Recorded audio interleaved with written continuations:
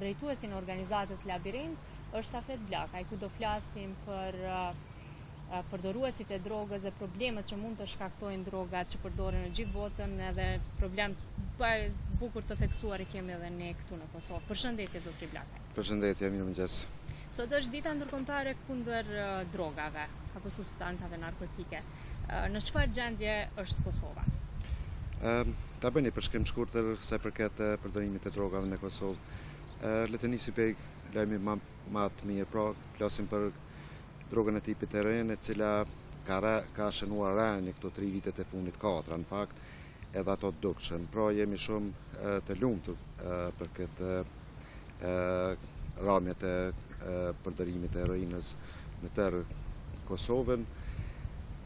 Le ta marrni fakt, pra mrena 4 viteve të fundit ne kemi pas vetëm 3 raste të përdorimit të drogës heroin, të cilët kanë filluar mrena kësaj periudhe. Kjo është një edhane e cila vërteton që heroina ka rënë dukshëm.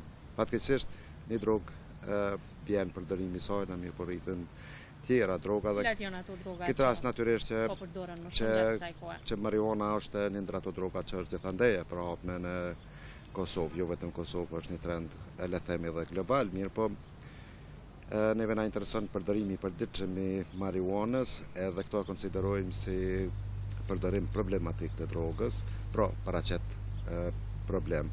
Se përket drogave tjera, ne kemi filluar të shqetësohemi për përdorimin e kokainës, e cila po shënon rritje të shpejtë në Kosovë, në kryeqytet le të themi.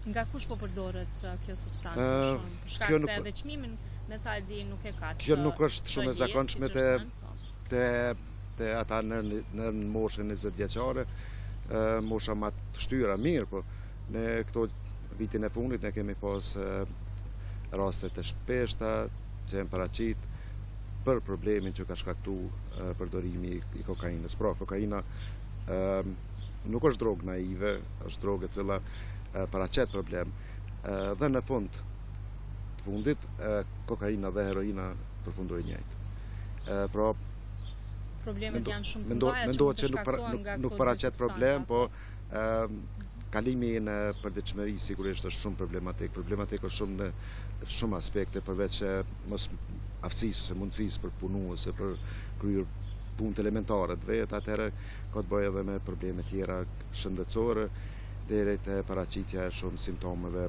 psikotike të tjera. Po, një numër i madh i këtyre përdoruesve trajtohet edhe në Labirint, po me metadon, po ashtu edhe një pjesë e tyre edhe në spitalin, në klinikën e QKUK-s në neuropsikiatri. Sa është numri i tyre, apo si është gjendja e tyre?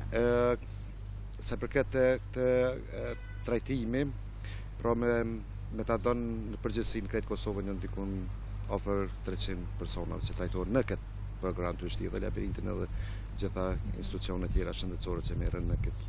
Për shkak se nuk kemi shumë institucione të tilla. Fatkeqësisht nuk kemi institucione specifike, po kemi nevojë. Praktikisht në Kosovë ekzistojnë 2 klinika psikiatrike, e cila bën edhe trajtimin hospitalor, pra me qendrim, ndërsa ne në Labirint ne kemi vetëm trajtim ditor, që të dyjat nuk janë të mjaftueshme edhe për nga ofrimi i lepezës, numrit të shërbimeve, po le të themi edhe kvalitetit të shërbimeve. Qëndrim spitalor në psikiatri nuk zgjat më shumë se 1 javë apo 2 javë, o me vetë dëshirën e pacientit, o me ikjen e tyre, ose me ndonjë kërkesë tjetër. Kështu që nuk është e mjaftueshme me sa kuptohet për tu trajtuar ashtu siç duhet me vetëm 2 javë. Është e nevojshme një institucion që do e bënte trajtimin në mënyrë të duhur. Kjo është faza që e ditoksit ose pastrimit që bëhet në klinik, po dhe ashtu edhe në Labirint ato shërbimet ditore. Mirë, po kjo është fazë kalohet shpejt edhe me sukses, mundet mu kalu. Mirë, po gjithmonë në shtrohet pyetja çka pastaj, pra nuk ka qendër rehabilituese që përcjell me tutje për disa muaj klientin ose pacientin me tutje, edhe ma vonë faza tjetër e socializimit, edhe e përcjelljes, domethënë follow-up. Se është njëru një kërkesë e tillë apo një shqetësim i tillë, me siguri që ka pas shqetësime nga ju profesionistët që merreni me këtë punë, po institucionet e vendit do të thotë nuk e kanë parë deri më tani të arsyeshme që të ndërtojnë ndonjë qendër rehabilituese. Kushton kjo apo për çfarë arsye nuk është bërë deri më tani? Ka pas iniciativat e tilla, kanë filluar, kanë pas disa darje të buxhetit në Ministrinë e Shëndetësisë për ndërtimin e një objekti rehabilitues. Kanë punu ekspertet në përpilimin e këtij projekti dhe në fund ka ngecë, unë nuk e di sakt, po e di që ka pas bëjt me përcaktimin e vendit, edhe kjo do të ishte shumë e çuditshme pse të ngecët procesi për një përcaktim të një ambientit, një vendit. Mendoj që ka vende të mjaftueshme. Ma vonë kanë dalë një ide tjera të cilat prej ekspertëve të klinikës posaçërisht, të cilët pas edhe kanë të drejtë, është një debat mes profesionistëve se a duhet një qendër e madhe për Kosovën, apo duhen disa në për qendrat regionale të krijohen. Unë mendoj që megjithatë ka bëjt krah të krijimit të qendrave më të vogla në të gjithë regionin e Kosovës. Kjo është ideja edhe e klinikës psikiatrike, që t'ju afrohet më afër pacientave, klientave. Përse ishte në reagu institucionet në këtë rast që botë nëzidhe sa më shpejt. Për shkak se është shqetësuese numri i tyre po rritet çdo ditë dhe mosha mesatare sipas shifrave të tua është diku 16. 16.4 është kur mosha mesatare e fillimit të përdorimit. Pra ka rënë shumë, nëse krahasojmë një vit më përpara 2008 pensam ose 2007 dikun që aty është 21.2 ka qenë mosha mesatare dhe prej asaj kohe ka rënë 16.4, mendoj që s'ka ku më shku edhe më poshtë atë. Po, kjo është shqetësuese për shkak se edhe fëmijët kanë filluar që të përdorin apo substanca narkotike, edhe pse bëhet fjalë për marijuanë, e cila është tetë rrezikshme për shkak se mund të krijojë probleme shëndetësore, po ashtu të kalojë edhe në droga tjera. Posaçërisht të moshat e reja nuk e kanë perceptimin, ose kanë perceptim të gabuar që marijuana nuk është e dëmshme. Kjo është një debat i gjerë mbar botën, mirë, po të gjithë ata të rinj të cilët e përdorin në mënyrë të rëndë marijuanën, sigurisht se ka problem. Ne kemi ose me këso probleme në baza ditore për shkak të shpërtimit të simptomeve të ndryshme psiqike, psikotike, tjera, ajo vazhdon proces më gjatë të trajtimit të tyre. Sigurisht që moshat më të shtyra problemi është më i vogël. Zotri Blakaj, kemi edhe raste të vdekjeve, do të thotë këtyre personave, shkak se mund t'i shohim në rrugë, mund të izolohen apo të largohen nga familjarët dhe shumë çka tjetër. E ka një pjesë të fajit edhe vetë familjarët apo si qëndron gjendja? Pak vështirë është me gjujt fajin tek familjarët, adin posaçërisht ata të cilët bën varur për cilët lloj droge, atëherë situata komplikohet shumë që edhe familja sigurisht që s'mund të përballë as pak me këtë problem. Kisha desh sa për këtë vdekjet 2013-2014 gjithmonë ka psuar një vdekja e përdoruesve të drogës, përgjithësi e posaçërisht mbi dozat ose vdekja fatale nga bidoza. Kjo sigurisht është për shkak të rrëmjes së përdorimit të heroinës. Sa për këtë marijuana nuk ka mbi dozë ose vdekjet më të hershme, problemet janë shumë më gadal krijohen, kështu që te marijuana dallimi është shumë më i madh se nuk ka vdekje prej marijuanës. Mirë, po problemet theksuara, po. Problemet po mund vinë, edhe problemet psiqike. Çka është më kryesore aktiviteti i trive ndalon me një vend. Kjo është mendoj më e keqja që i ndodh trive. Nuk janë të aftë për punë, nuk janë të aftë për shumë çka tjetër, nuk e kryejnë problemet shumë të në shoqërinë, familje. Këto e dinë secili prej tyre edhe familjarët ose prind mund me vrejt me rrëmjen e më të hershme të suksesit të shkollë, pra sigurisht është ka të bëjë me përdorimin e marijuanës dhe gjithmonë ngecën aty. Nëse 3 vjet, 4 vjet radha si përdor marijuanë, ajo obse jetë shkputet nga memoria. Përveç këtyre që i treguat, si mund ta vrejë një prind ndoshta që fëmiu i tij është duke përdorur substanca narkotike?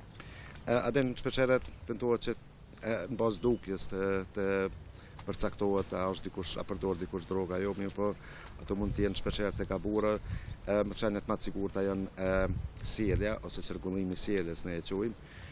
Si për shembull kur ka janë mungesa shumëta në shkollë, bie mësimi më njëherë, kur komunikimi zbehet ose ndërpritet në familje, kur ma tepër komunikon me gjese, me gestikulacion se sa me shprehje, këto janë ato që mund më jap një sinjal se ndoshta ka të bëjë me droga. Mundësi që të shërohen këta persona nëse nuk kanë kaluar në metadon?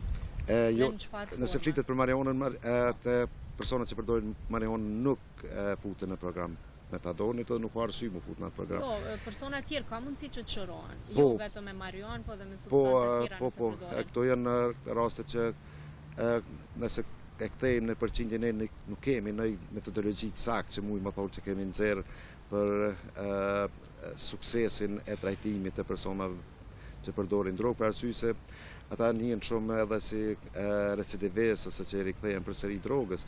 Mirë, po ne konsiderojmë dikon që nëse ka lënë një vitin pa përdor drogë, konsiderojmë që ka kalu problemin. Nëse bazojmë këto, atëherë përqindja e suksesit trajtimit rritet dukshëm. Po prapë se prapë është e nevojshme një qendër rehabilituese për shkak se jo çdo kush ka mundësi që të dalë jashtë Kosovës dhe të bëjë rehabilitimin. Edhe posaçërisht të kjo çështje nuk ka nevojë për arsye të dalë jashtë, për arsye nëse flitet për ekspertiza, për arsye se kemi ekspertë. Pothuajse në gjithë botën janë pothuajse të barabartë. Të sugjerosin që nesër fillon një trajnim jashtëzakonisht i mirë për profesionistët e Kosovës që dëshirojnë të avancojnë. Kemi aktivitetet cilat janë organizuar? Nesër fillon një trajnim për profesionistët edhe morën certifikim ndërkombëtar që do të thotë tendenca është që të bëhet certifikimet ndërkombëtare për gjitha vendet dhe të ketë një nivel të trajtimit dhe parandalimit. Nga kush është organizuar kjo? Për shkak se nuk ka organizime të tjera përveç këtij rasti. Kjo është organizuar përmes Ministrisë së Shëndetësisë, është mbështetet nga State Departmenti Amerikan, OBSH, UNODC ose Organizata e UN-it për drogat dhe është përmes një programi Columbia Plan. Këtu kanë ndihmuar shumë edhe ambasada e jonë për ambasada e Republikës Kosovës në Shtetet e Bashkuara dhe natyrisht atëherë kvaliteti i ngritjes profesionale të profesionistëve që merren me këtë fushë do të jenë në një rang me gjithë tjerë.